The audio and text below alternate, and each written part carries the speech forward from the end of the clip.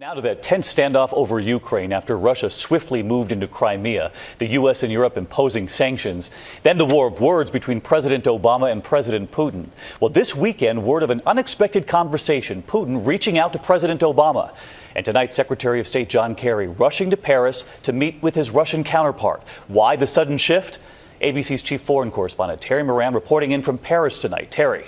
Good evening, David. These are high-stakes talks here in Paris, a hastily arranged U.S.-Russia meeting, all triggered by a surprise phone call from Vladimir Putin to President Obama on Friday as diplomacy races to keep up with the crisis.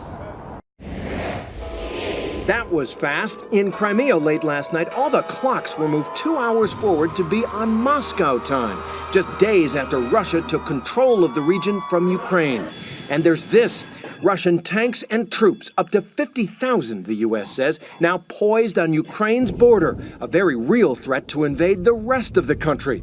Tonight in Paris, it was a perfunctory handshake between Secretary of State Kerry and the Russian foreign minister. And afterwards, both of us recognized the importance of finding a diplomatic solution and of simultaneously meeting the needs of the Ukrainian people, and that we agreed on tonight. The big question now, what does Putin want?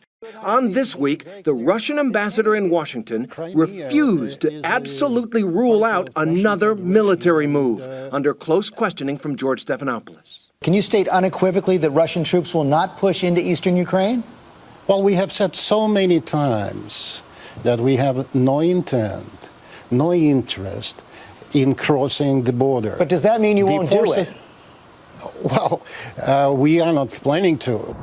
So for all the diplomacy here in Paris, the risk of a wider war is still very real. Talks will continue. But so far, there is nothing that President Obama has tried that has stopped Vladimir Putin in Ukraine or even slowed him down.